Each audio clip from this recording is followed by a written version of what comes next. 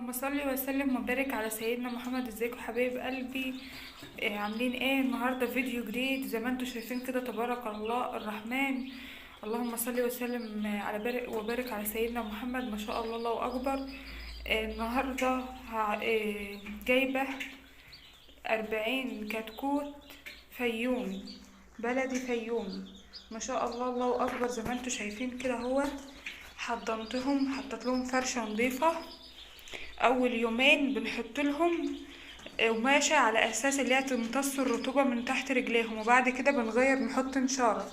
وحطت لهم العلف في المرحلة الاولى، وهحط لهم دلوقتي السقاية وفيها معلقة سكر، دي الاستقبال. وزي ما انتوا شايفين كده ما شاء الله، اهم حاجة زي ما بقول لكم في كل مرة، النظافة ثم النظافة. وزي ما انتوا شايفين كده ما شاء الله الله اكبر، عشان نحافظ على حاجتنا.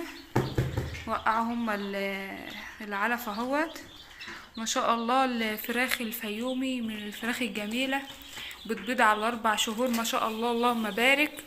احنا جايبينها للاكل وللبيض. الديوك هنطلعها نذبحها، وهنسيب دي كان 2 بس، والنوتي هنسيبهم ان شاء الله باذن الله، باذن الرحمن وحده، هنسيبها للبيض. زي ما انتوا شايفين كده، البيض بقى ايه غالي خالص، فاحنا ليه بقى نربي حاجتنا في ايدينا ونشطر كده؟ زي ما انتوا شايفين، اللهم صل على النبي، ما شاء الله الله اكبر. الحاجة عشان استقبلتها صح، داخله فايقة مش كاشة.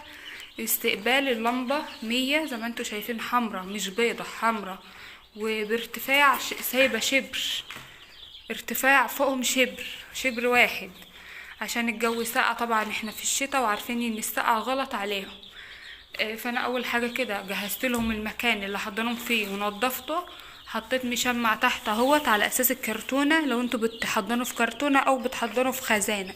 فانا بصراحة انا عشان ما عنديش خزانة لتحضينهم، وبخاف عليهم مهما كانت الكرتونة محكمة، وبحطها جوه اوضة مخصصاها عندنا، المكان فاضي للتربية. اوضه ما فيهاش هوا، ما فيهاش اي حاجه بتنفس لهوا، يعني يا دوب بس كده فاتحه لهم مكان تهويه بسيط للاكسجين بس، ما فيش بقى هوا ولا سطح ولا اي حاجه. الحاجه بدل رعاطيها وهي صغيره، ما شاء الله الله اكبر، بعد كده بتفلح معاكي. هنا هو زي ما انتوا شايفين، اللهم صل على النبي، هم جايين جعانين قوي، ما شاء الله الله اكبر. تبارك الرحمن، زي ما انتوا شايفين، اللهم بارك. حاجه كده ما شاء الله تفرح القلب وجدعنه. ما عادش حاجه على رمضان، ما عادش تقريبا الا 4 شهور. الحقوا جيبلكوا تربيه على اساس الناس يعني بتحب تاكل فراخ بلدي في رمضان ولا كده، تلحق. و... وعشان برضو السعر هيغلى، انا جايبه الكتكوت ب5 جنيه، وجبت له معاه مرضتش اجيب معاه الاستقبال، جبت له بس ايه اللي هو فيتامين. الفراخ البلد زي ما انتوا عارفين مناعتها قوية، ما بتحتاجش استقبال، هو بس معلقة سكر على اللتر المية وخلاص كده، يبقى حلو قوي عليهم. زي ما انتوا شايفين كده، بسم الله ما شاء الله. هم جعانين، جايين جعانين، مشوار طبعا بقى، والمعمل والشركة اللي جايين منها بعطروا الاكل خالص، بيحبوا يفضلوا يلعبوا. الفراخ اصلا الفيوم او البلدي بتلعب. ومن احسن التربية اللي انا بحبها اصلا الفراخ الفيوم. ما بحبش الفراخ البلد قد كده، بتغيب في التربية وبتبقى معضمة. انما الفراخ الفيوم بسم الله ما شاء الله اللهم بارك، الديك بيعدي 3 كيلو، ما شاء الله على الله. 4 شهور بتلاقيه حاجة كده تفرح القلب، اللهم بارك.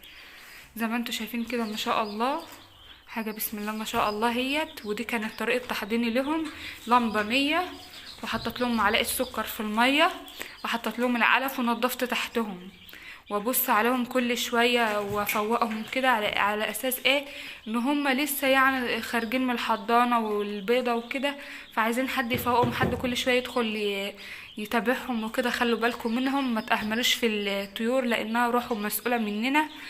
وده كان الفيديو بتاعي، يا رب يعجبكم، يكون فاتكم بحاجة. ما تنسليش بقى يا حبايب قلبي في اللايك والاشتراك وتفعيل الجرس عشان يوصلكوا كل جديد. والسلام عليكم ورحمة الله وبركاته، اشوفكم في فيديو جديد.